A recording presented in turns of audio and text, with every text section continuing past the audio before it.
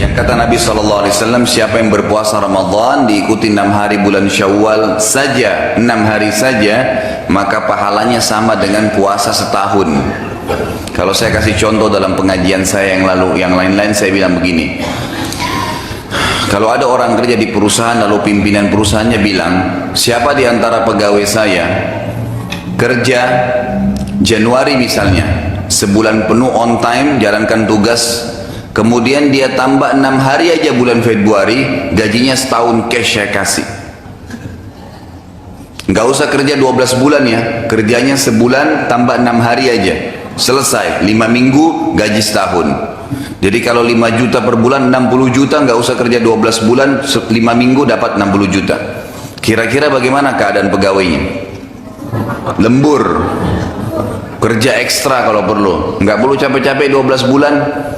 Rupanya Bapak Ibu langsung faham kalau soal gaji ya. Kurang lebih seperti itu.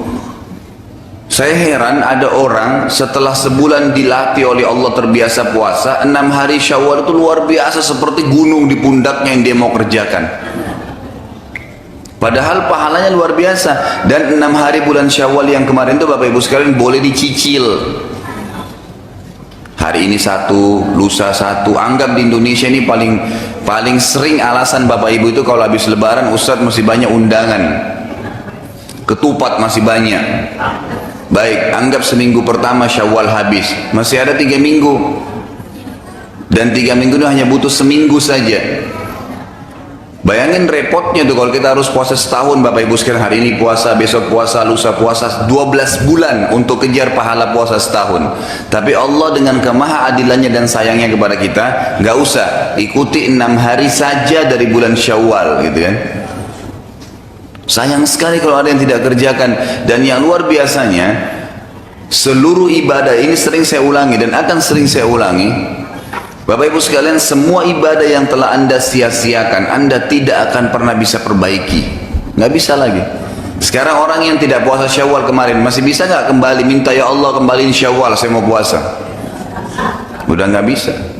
Dia tinggal tunggu tahun depan, itu pun kalau dia masih hidup. Kalau enggak, selesai urusannya. Beda dengan dosa. Kalau Anda bermaksiat kepada Allah Azza wa Jal, kemudian 70 tahun pun berdosa, tahun 71 Anda taubat nasuha, bersih dosanya, nggak apa-apa.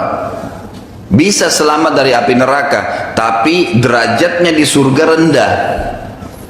Karena menentukan derajat di surga, fasilitas lebih bagus amal soleh Anda. Nah ini nggak bisa diperbaikin, harusnya kita jaga.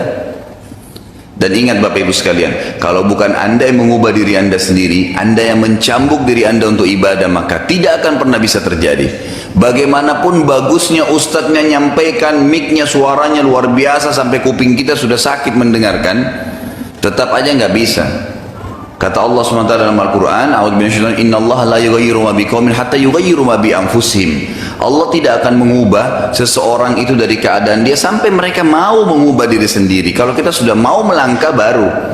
Makanya dalam hadis qudsi kan, siapa yang mendekatkan diri kepada saya, kata Allah, sejengkal, saya mendekatkan diri kepadanya satu siku. Satu siku, satu hasta. Kalau dia berjalan, saya berlari, kata Allah kepadanya. Artinya sedikit kita paksakan diri ibadah, iman itu akan terasa dalam hati.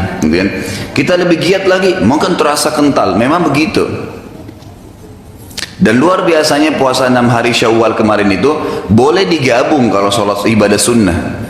Boleh digabung dengan setiap hari Senin Kamis deh. Maka dapat pahala double. Satu hari puasa, pahala Senin, pahala Syawal. Satu bulan ada berapa kali Senin dan Kamis? Ada 8. Kalau bulan Syawal kemarin kita pakai Senin Kamis, Senin Kamis, Senin Kamis, 3 pekan aja sudah selesai sebenarnya. Sudah dapat pahala setahun. Ini khusus ibu-ibu yang sekarang ya.